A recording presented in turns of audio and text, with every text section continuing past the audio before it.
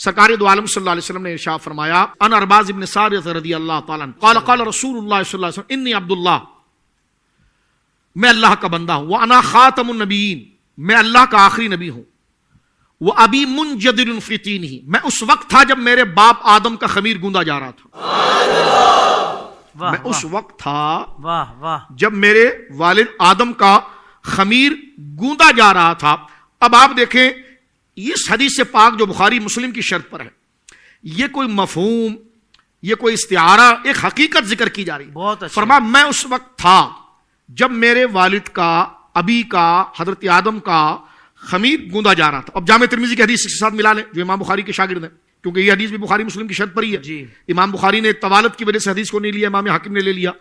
تو امام ترمذی نے جو حدیث حضرت ابو ہریرہ سے لی اس میں بھی یہ موجود ہے، متى وجبت لک النبوۃ یا رسول اللہ، حضور آپ نبی کب بنائے گئے؟ فرمایا وآدم بین الروح والجسد، آدم علیہ السلام روح اور بدن کے درمیان تھے، اور اس حدیث میں بھی آدم علیہ السلام گویا کہ آپ کا خمیر بدن گوندا جا رہا تھا۔ تو اب آپ دیکھیں حضور فرماتے ہیں میں اس وقت تھا، مجھے نبوت مل گئی تھی۔ تو نبوت فرع ہے، صفت ہے، اس کے لیے ضرورت ہے کہ جو حقیقت موجود ہو تو اس کی طرف یہ نبوت جائے۔ کیا بات ہے، واہ واہ واہ۔ تو یہ جو اہل سنت و جماعت کا عقیدہ ہے کہ حضور سید عالم کی حقیقت نور ہے،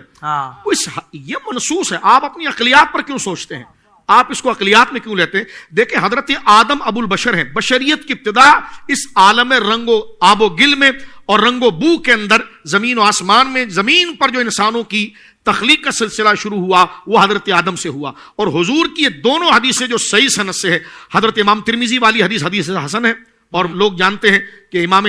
امام ترمذی کی حدیث حسن کا کیا رتبہ ہوتا ہے، اور یہ جو حدیث ہے بخاری مسلم کی شرط پر ہے، اور امام ذہبی نے اس کی توثیق کی جس میں یہ لفظ یہ موجود ہے، اس میں یہ کہ میں نبی اس وقت ہو چکا تھا کہ جب حضرت آدم علیہ السلام روح اور جسم کے درمیان تھے۔ اس حدیث میں یہ آ رہا ہے جو اس سے زیادہ سند میں مضبوط ہے کہ حضرت آدم علیہ السلام کا خمیر گوندا جا رہا تھا۔ دونوں کو ملانے سے یہ واضح ہو رہا ہے کہ حضرت آدم علیہ السلام سے پہلے حضور تھے، تو لہٰذا جب پہلے تھے تو بشریت نہیں تھی، تو بشریت نہیں تھی تو نورانیت متحقق ہو گئی، اور سیرت کے وہ سارے حوالے جات جو آپ کی نورانیت سے متعلق ہے وہ اس کی توثیق کے لیے شواہد بن گئے۔ لہٰذا یہ عقیدہ بیان کرنا کہ حضور سید عالم حضرت آدم سے پہلے پیدا ہو گئے اور نوری شکل میں تھے، یہ کوئی بدعات اور خرافات اور الہاد نہیں ہے۔ رسول اللہ کے فرمان کو سامنے رکھ دیا جائے تو یہ بات کھل کے واضح طور پر سامنے آ جاتی ہے، جس میں یہ بات ہو جاتی ہے کہ حضور سید عالم آپ کی حقیقت کا نور ہونا بھی ثابت ہو جاتا ہے، کیونکہ بشروں کا باپ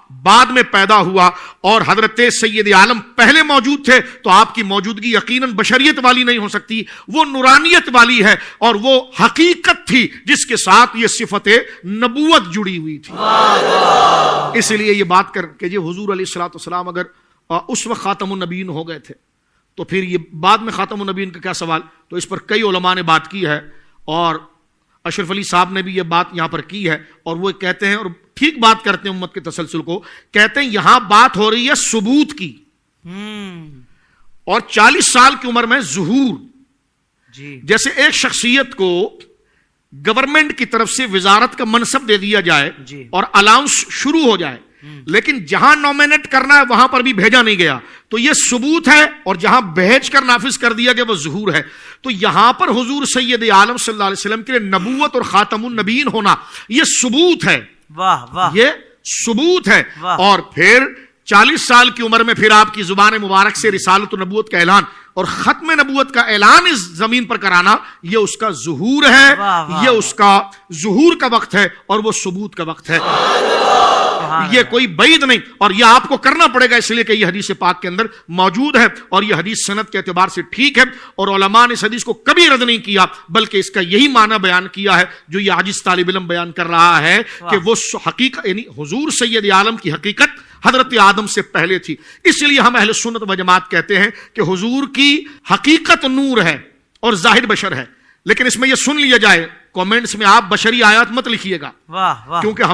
ہم بشریت کے منکر کب ہیں؟ ہم تو ہماری کتاب فتح رضویہ شریف، بہار شریعت، دیگر ساری کتاب، ہم بشریت کی بھی حقیقت انبیاء کے لیے مانتے ہیں اور نبوت کی بھی مانتے ہیں۔ اگر آپ نیچے کومنٹس میں آ کر بشری انبیاء کے بشر ہونے سے متعلق آیات پڑھیں گے تو وہ ہماری تقریر کا جواب نہیں ہوگا، اس لیے کہ ہم اس کے منکر کب ہیں؟ آپ آئیے نورانیت کے خلاف کوئی بات کیجئے، جو دلائل ہم نے آپ کے سامنے پڑھے ہیں تو بشریت کو تو ہم تسلیم کرتے ہیں، جب یہ مسلمات ہیں تو اس پر دلائل نہیں پیش کیے جائیں گے، نفی نورانیت پر پیش کی جائے گی تو ہمت ہے تو آئیے